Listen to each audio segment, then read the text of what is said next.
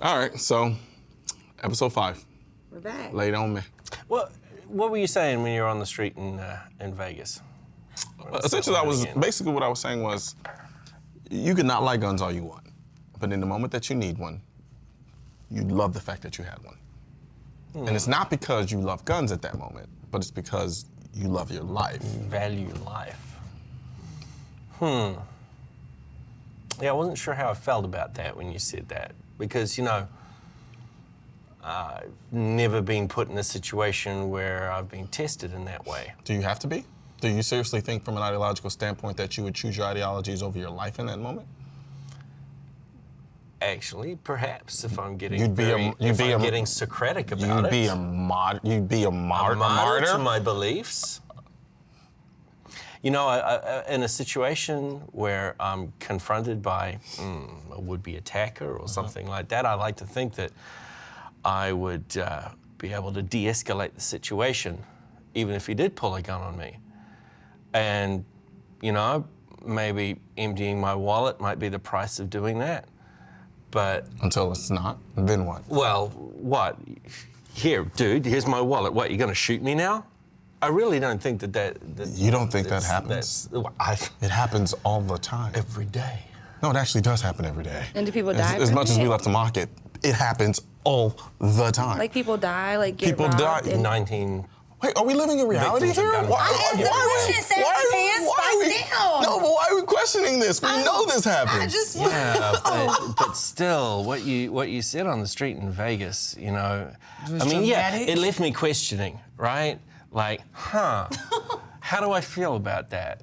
Where, and I'm still not quite sure where I come down on the line there. I mean, I don't own a gun. I don't feel I need to own a gun. It's this simple. And I've never been in a situation which made me say, geez, I wish I could reach for a piece now. Let me just put it in this perspective. Peace, nice. You familiar with Virginia Tech? Yeah. The guy walked into the school, he changed the doors after he changed the doors, walks into the school, walks into a classroom, and just starts shooting people randomly inside the classroom. At that given moment, if I could sell you a gun for all the money you had in your bank account right now, are you telling me that you would not buy that gun for me? The fact that you have to think about that startles me. Yeah, I do have to think about that. But you're right. I mean, I'm talking about something that I believe in as much as you passionate believe. But you just got through saying you weren't anti-gun. Why is that even a question? Well, I'm not anti your right to own a gun. But for me, you know, I guess I'm kind of waxing philosophical somewhat. But I've never been in a situation that would ever make me say, I need a gun for self-protection. I'm not asking you if you have been. I'm asking you if you ever were. So all right, so let me be clear on that. I can't see myself in that situation. So are you telling me right now that if your family were in danger and you knew that having a gun could stop that situation, you wouldn't use that gun to stop it?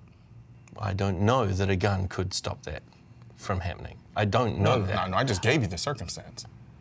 The gun. That's a hypothetical circumstance. It's not a hypothetical circumstance. People deal with it every day. Listen, I'll be the one. Yes, and yes. If it comes down to you or me, you better say your goodbyes. Like, if it comes down to you or me, if it comes down to me in this moment of being able to save my life with a weapon, I will give you all the money in my account and my mother will PayPal you hers. Like, I want my gun and I want to make this not be a thing anymore.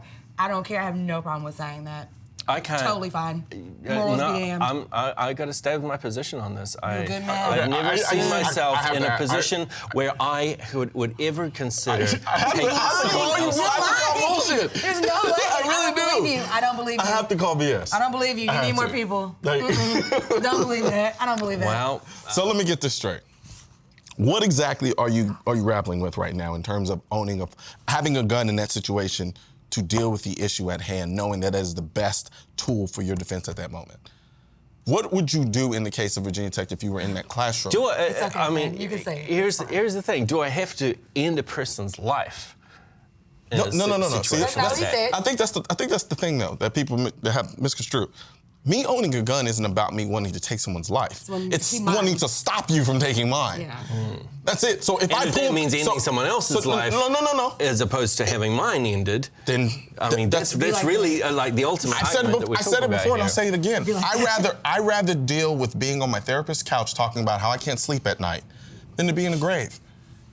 I'm sorry. I just would. All right. All right, Colion. All right. I think I'm getting there, and that I can see that. Would I value my life and the other people over in your someone life that you else's value. and be prepared to take it in defense of my own? I'd be quicker to react that way in regards to someone else. Like most people are. That's the interesting thing. Anyone jeopardize my mother like that? Yeah. No question asked. Most people, no when you ask them about what are they more willing to use a gun for, in what instance are they more willing to use a gun? In protection of themselves, most people aren't as adamant about it. When it comes to other people that they love and care about, because you don't want to take that risk. Because when it's a risk with your life, you can weigh that. You can admit it. You can kind of allocate that risk. But when it's someone else's life, I can't. No risk is acceptable. So I get that. I think that if and when I do own a gun, and I have in the past, it would probably be less emphasis on I'm keeping this in my house for my own protection, and more because I wanted to get good at shooting, take it to the gun range, use it, and which is admirable. And more about the machinery and the artistry of the device. Well, I think this episode was like definitely a good example of that, like the artistry behind it. Like I always make fun of you for calling a gun sexy, but while we were watching, like there was one gun I was like, that's kind of sexy. Okay. You know what's funny about that? That was kind of a nice gun. Here's the thing about the kind of like you making fun of me about that in regards. I get it. Yeah. Like I don't like I hear you do it, and I'm not. And it's like I get like for instance the meteorite gun. I'm completely blown away by it because I'm a geek in that regard. Like for me, I'm just a geek. So I'm just like this is older than life itself. Yeah, it's been hurtling through space, and now it basically was a projectile, and now it's been turned into something that launches projectiles. I think that's just cool. How do you put a value on something like that? A gun made from a material so rare that. You got to hunt the world over to find it. It only cools like 2 degrees a year or something Every million years. Ridiculous. Like I said, I was done. I quit. I'm done. I've done it all at that point. Yeah. I touched the meteorite gun, but you won. I love the way we're gonna end it though on this on her phrase that she's repeated 8 times. It was sexy. Let's do it again. It was super sexy. At the end of the day, I liked it. Say it again. It costs what it costs. It just costs what it costs. It costs what it costs. All right. So, score 1 for Colion. Till the next episode. Agreed.